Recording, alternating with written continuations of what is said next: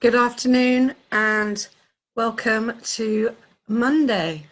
Another fabulous Monday is upon us, and I wanted to come on today to tell you about my story and why I am so excited about this product, and not just about this product, but why I can tell you how it has changed my life so far.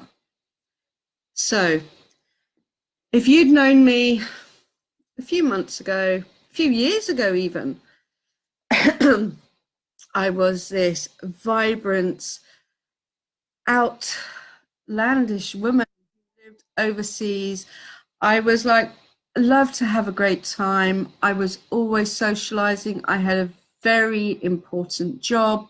I was living an amazing life. Okay, I was living what a lot of people would love to be living. I was living a high life. I was living a great sunshine, cocktails, and hard work life. And then I came back to the UK because my company brought me back here, and things started to change drastically. Obviously, it's not the sunshine and cocktails that I was used to, but I had a great job and my life was going well. And then one day I went into an anaphylactic shock, just out of the blue, for no reason whatsoever.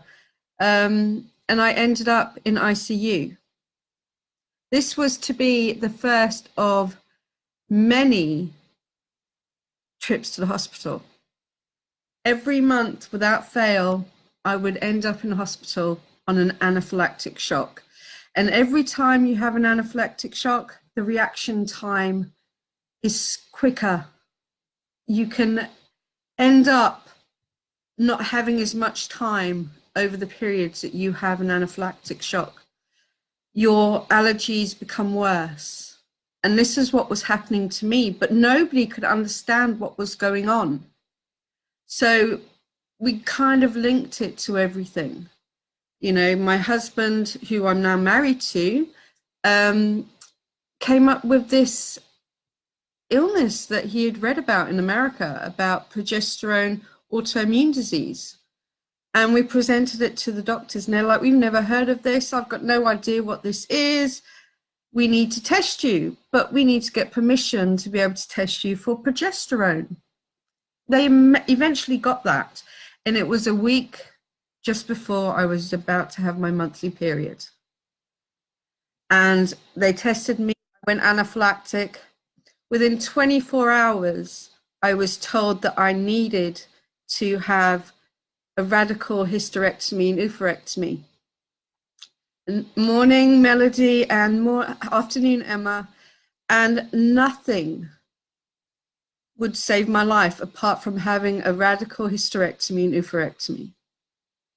I had no option within permission from whom? So from the actual what they're called, the people who deal with all of this testings of drugs and stuff, how they are used and whatever. So it's called the World, oh goodness me, I haven't written to them for a long time. The World Health Institute for Allergies, it's something like that. So within 24 hours, I was whipped in to have an operation. Everything was taken out. And within 24 hours, I went full-blown menopause. Whoa, go me, hey? I was 38 years old. No, sorry, 37. I was 37 years old with full-blown menopause. I hadn't been with my husband, my then boyfriend, we would only been together 8 months. And he stood by me throughout everything, throughout all the phone calls and everything else. So I had that. That was the first of many of my operations. The next, yes, World Health, yeah. So then I was having problems with my breasts. And I went to my Macmillan team, and they're like, right, we need to You know, you've got the BRCA1 gene, which is hereditary, and I'd been monitoring it for quite a number of years. And they turned around to me and said, well, it's not getting any easier. They have to, you know, I was having horrible goo coming out of my nipples, which was green. It was horrendous. It was awful. I'm not going to lie. They wouldn't give me a mammogram because I was too young. So they gave me a ultrasound biopsy, which was really painful because they couldn't give me anesthetic because the anesthetic they had, I was allergic to. So they did that. And next thing I know, I was having bilateral mastectomies. So I lost not just being a woman down below, but I'd lost everything above. Now, when you have that done in a short period of time, your head gets messed up dramatically. It's just, you don't know who you are, you don't know what you are, because every single woman in society is known for their boobs and being able to have kids, right? That's how society has named us. And from that, I ended up with implants. I was allergic to the implants, and it took them a year to get rid of those. They put in another set, same thing. I had to go and find another surgeon who would have this procedure called DIEP surgery, which basically opens you from hip to hip, and they take out all of your bottom stomach fat, and they take that and they rebuild your breasts. Now, this is a very tricky operation. It is a 13-hour operation at the minimum. And also it might not work. So, and it could kill you, basically, because of the length of time and because of all of my allergies that I had. They were really not sure what to do. My family were against me doing it. My husband was petrified for me doing it. But I knew if I didn't do it, I would always regret not doing it. So I found the surgeon, we had it organized. 15-hour operation that turned out to be. I was fine. It worked because they have to plug in all the new vessels and everything and rebuild. And it worked, and it was brilliant. You know, I didn't have the problems that I had of the implants because it was my own skin. It was my own flesh, my own cells. But because of these operations, I've got quite a lot of numbness throughout my body due to it, which is only natural because I've been cut open so much that life becomes different for you. You become a bit sterile against stuff because you are being such a fighter and you don't want to keep on being a burden to everybody, even though they don't think of you as a burden, but that's how you feel because every time something happens, something else happens. I had 2 bone marrow biopsies, which were horrendous because they could not physically get the needle into my hip, into my back of my hip. My husband had to push them onto me to get that needle into me. My husband is in the police. He's used to gory stuff. It made him feel awful because he was having to push these people onto my hip to try and get it. These are just a few of the things that I had to have done. And then I thought, yes, it's all done. Everything is done. Everything is done. We are finished. There's no more problems. I was wrong. I was wrong. I ended up getting all these sores on my body.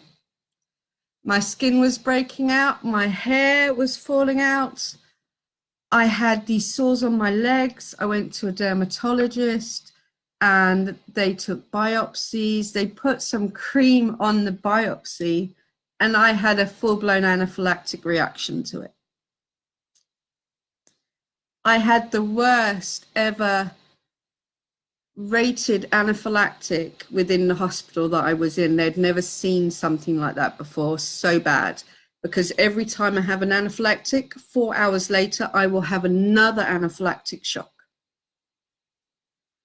I have died nearly 8 times.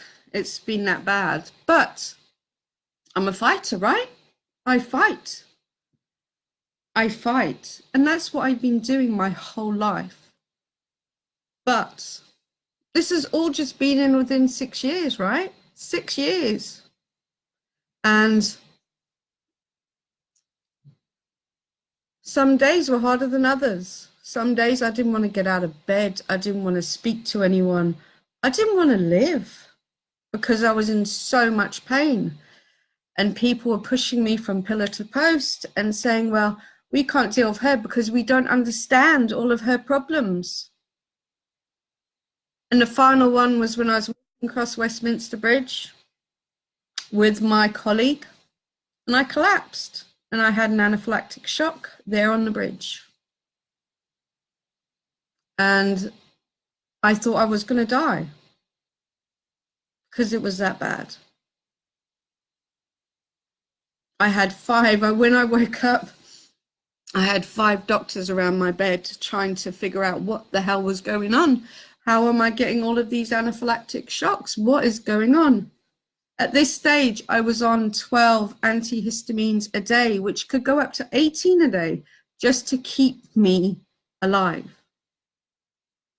I wore an allergy mask. Whenever I go into London, I wear an allergy mask. And the reason for this is we found out I'm also allergic to plane trees, which are only found in central London and in Melbourne, funny enough. How bizarre, because they are these trees that absorb the pollution within cities. I'm allergic to them. And it was only by pure coincidence. And that is what had been causing problems throughout the years, because I worked right next to this gigantic plane tree. I mean, you can't make it up, right? You can't make it up. You know, if I don't laugh, I'll bloody cry.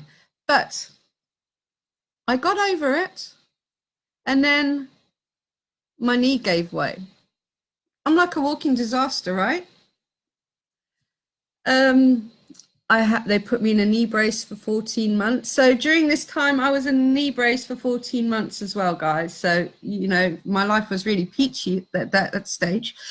And then they decided they were going to do some surgery on it. I had the surgery in May this year, and they messed it up. I am now housebound 24/7, mostly, unless I'm going to a hospital or doctor appointment, because I haven't got the strength to walk down my street or to my shop and back.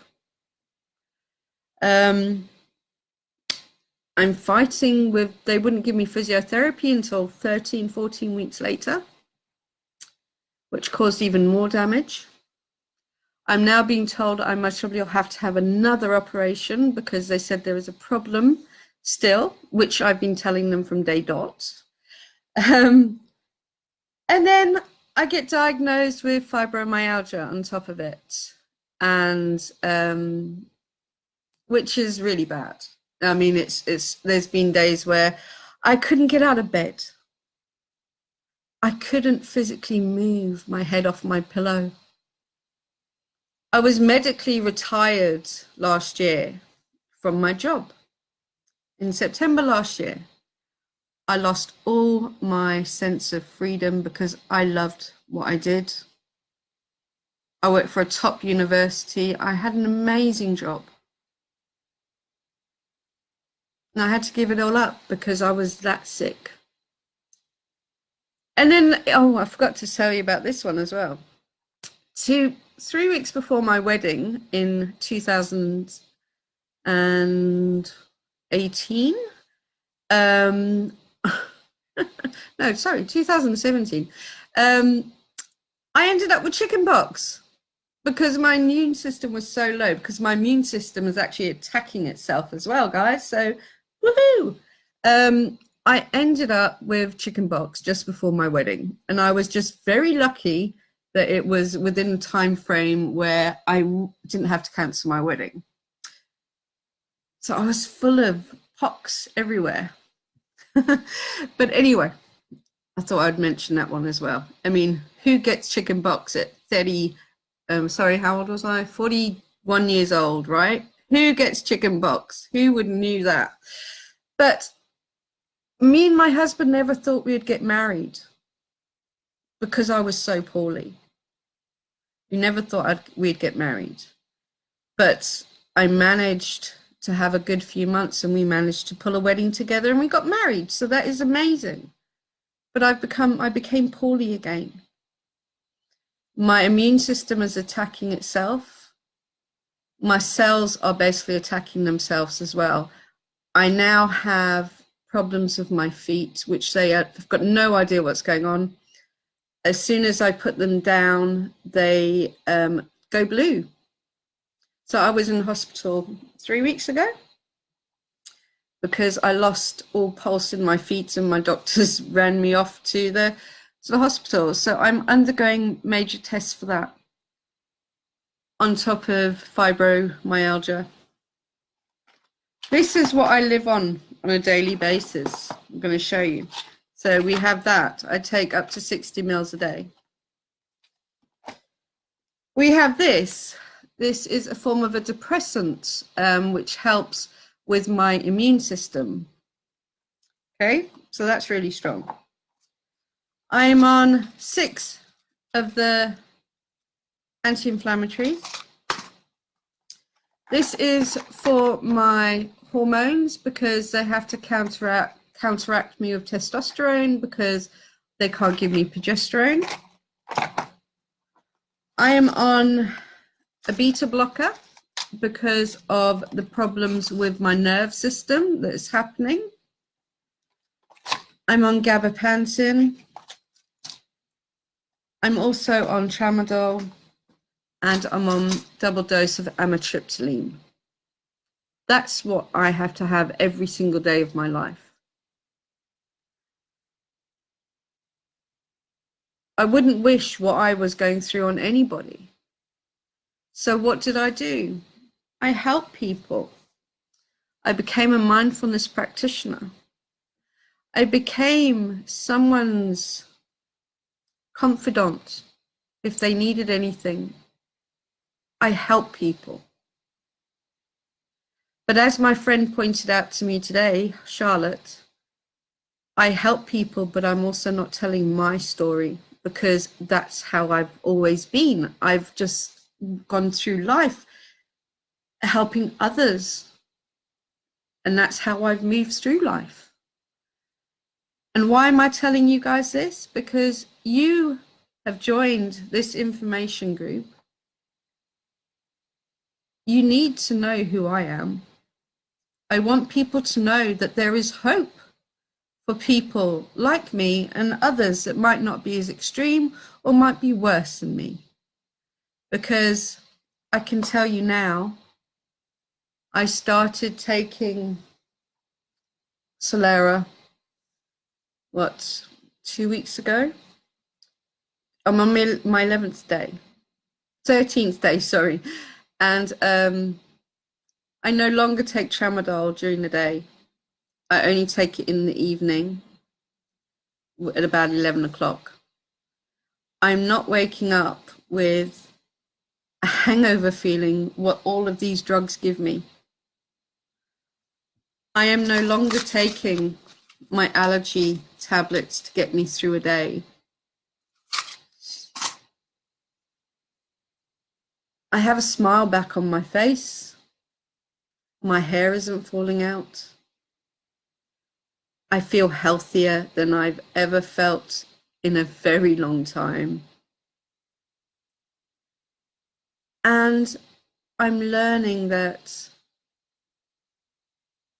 my story needs to be heard because I'm such a rare oddity with regards to problems and illnesses that maybe if I can tell my story, it might help somebody tell their story. Because we might be all strong beings and Believe me, I'm one of those that will help anyone, and I will be the first one. But let me tell you, I've been in chronic pain for years, but thanks to this, I can handle my pain during the day now because my inflammation has gone down. My hands aren't like Michelin Man anymore, which is fantastic. They are not hurting me. Every morning when I wake up, I would have been putting them in hot water to try and get some circulation back in them. They're fine. My skin looks healthier. My hair is healthier. I can now blow dry my hair, which I couldn't do for a very long time. So I'd just leave it curly or in a bun. So there is hope for people. There is hope, believe me. And the reason that I know about this stuff is because my friend in Canada knew how much pain I was in. And she also had skin problems just like me. And she said, give this a go because it's helped me. And I was like, hell yeah, I'm going to give anything a go because I've tried everything. And I thought, it's not going to work. My arms are clear now. My arms are clear. My arms have not been clear in years. I had to wear makeup on my arms for my wedding day. Makeup to cover horrible open wounds that just happen because my body is attacking itself. So the fact that this is cleared up, if that was the only thing that happened, wow, that's enough for me. But the fact that it's done more, I don't have dead eyes anymore. That is amazing. I don't feel like I'm trying to blag myself because I'm all about positive thinking and what you talk to yourself and all of that. But I knew I wasn't being honest with myself because I knew how much pain I had been in. But now, wow, how my life has changed in 11 days. And just imagine in 11 more. So this is my story. This is my why. I want to be normal. I'm not asking for anything else. I just want to be normal and have the same problems that everyone else has. Because when you